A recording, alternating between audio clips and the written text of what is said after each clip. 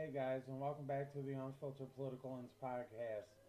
Today, we're going to be discussing how NATO refusal to help Donald Trump and the possible consequences that Trump could do or use to punish them for refusing to help the United States.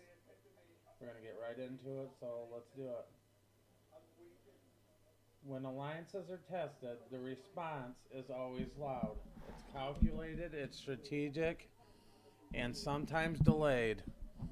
And now the key member of NATO have chosen not to fully support the United States and the escalating tensions involving Iran. The conversation is no longer about what might happen, it's about what comes next. Because if there's one thing that has been made clear through past statements and policy positions from Donald Trump, it's that loyalty in alliances is not assumed, it's expected, measured, and when necessary, responded to. So, what does the response actually look like in real terms? Not rhetoric, not headlines, but real tangible consequences that could reshape the relationship between the U.S. and the European allies for years to come. The first and most immediate lever is military presence.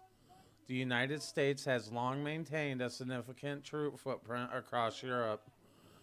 Not only the bases in Germany, but strategic positioning near Poland and coordinated defense systems which expand and extend across the continent. But under the leadership approach like Trump, that presence is not guaranteed.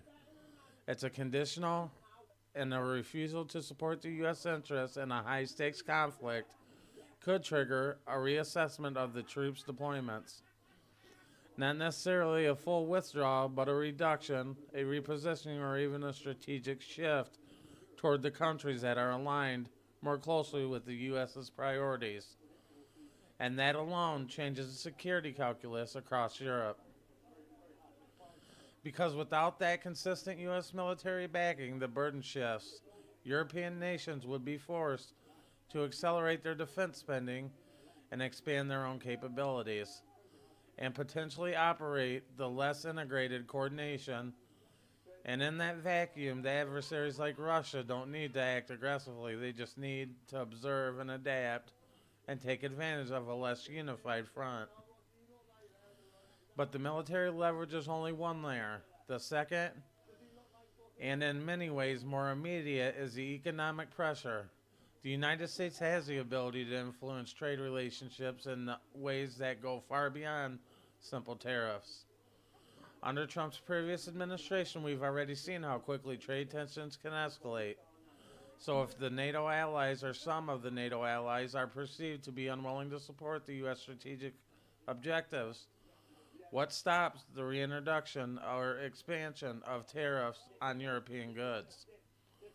What stops the negotiations of the trade agreements and the ways that favor the U.S. industries over European exports? Excuse me. And it would have to be framed as retaliation. It could be positioned as economic realignment or fair trade enforcement or even protecting American interests.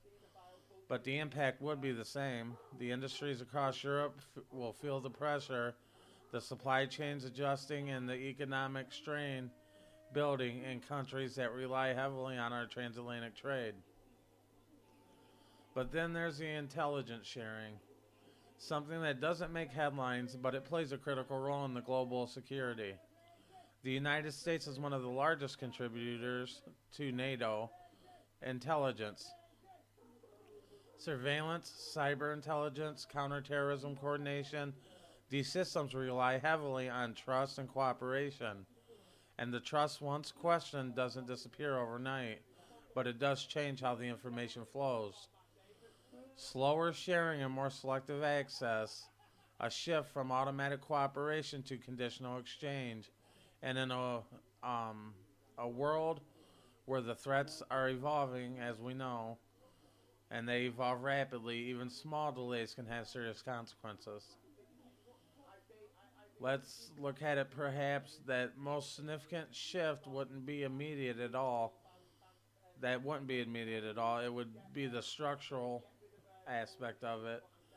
Because if NATO allies demonstrated that their support is not guaranteed at a moment of U.S. need, it opens the door for a broader transformation and how the United States approaches the alliances altogether.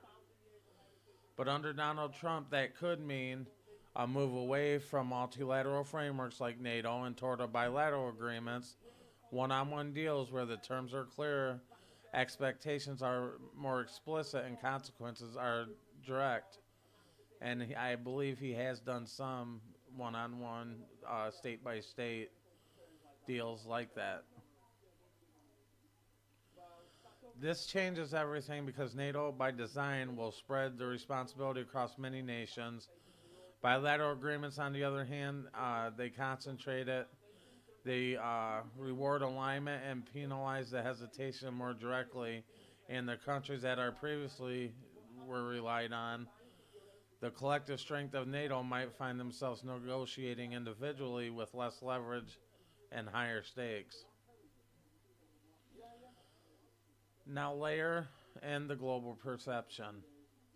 When NATO appears divided, it doesn't just affect internal dynamics, it sends a signal outward to the allies in other regions, to competitors watching closely, to countries dealing where to where to align in an increasingly multipolar world.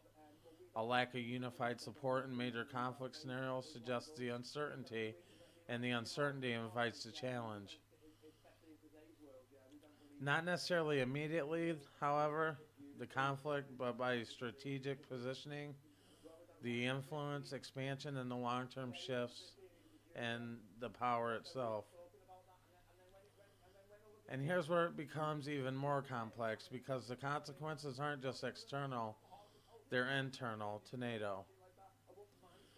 If some countries choose to support the U.S. while others do not, division deepens, trust becomes uneven, and the coordination becomes more difficult. And over time, the alliance risks becoming less cohesive, not through formal collapse, but through gradual fragmentation. So now the reality sets in. NATO didn't fully align, and the United States took note, and under the leadership style like Donald Trump's, that note doesn't sit idle. It translates into policy, into strategy, and into decisions that reshape the balance of cooperation. But even with all that, one question still lingers, and it's the one that keeps this entire situation unsettled. If the consequences begin to unfold, military shifts, economic pressure, reduced cooperation, how far do they go? Do they stop to recalibration, or do they redefine the alliance entirely? Because once actions replace the assumptions, alliances are no longer built on history. They're built on what happens next. And what happens next may not just affect NATO or the United States or even Iran, but the entire structure of the global power moving forward. I want to thank you for tuning in to another episode of the Unfiltered Political Lens podcast, and we'll see you in the next one.